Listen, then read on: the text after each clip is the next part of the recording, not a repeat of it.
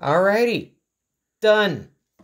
Okay, now remember, the only place that needs the tucks, it's the bottom with all of your excess fabric that needs the tuck. The vamp stays flat. So I started here. I did all little hills just because I like that style. And then as soon as I would stop and check, yep, this is the same because all of this is tucked up. This was even, so this just becomes a regular 1, 2 and move over. This is just a regular stitch. You don't need any tucks down here. Same on this side, came along. I made all of my little hills. And as soon as I ran out, stop, I double checked. I just straight stitched all of that. Now, I did promise you that you can make a moccasin like this. This is this style. These are Neil's moccasins. I made them last year. It's a very thick leather, so nothing was sewn on these. Nothing was beaded, sorry. So I started here. The only thing I'm going to say that's tough with this is hiding your knots. So I started up here. I tucked it all the way in up to here. Again, I started here, went and tucked it in. He didn't want fur, so I attached a fringe all the way around. And that I did one of those stitches, I think it's called a running stitch, where you go through and then you go through, so you get, it's got double. And he just wanted a fringe on his. So there's that. Also with lining,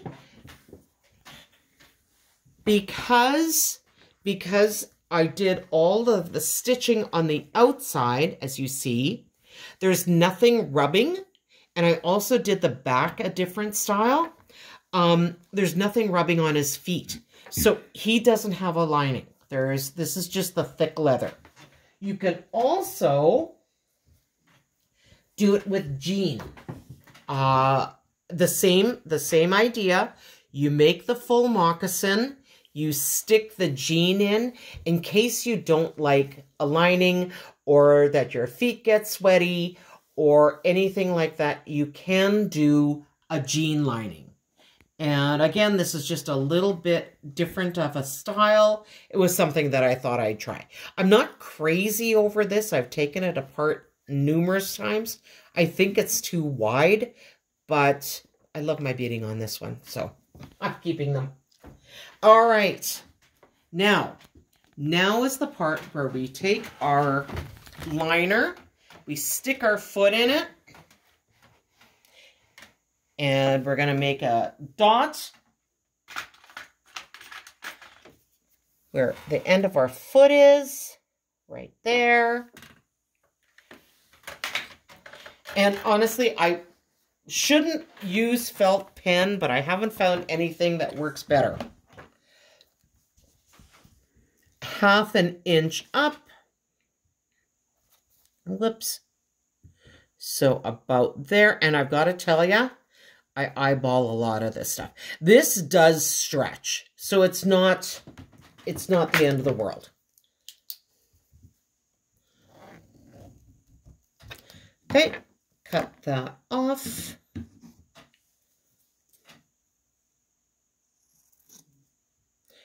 And the same as we did for our moccasin, we are going to put it together, make sure these are even. Put it down. 1 inch up. Here's our 1 inch. So we're going to make a mark over here somewhere. 1 inch across. We were pretty close, eh? Put our line. Now you want this line to go out the back of the moccasin. Think of it as your open or your selvage back here. So you want it to go out through the back.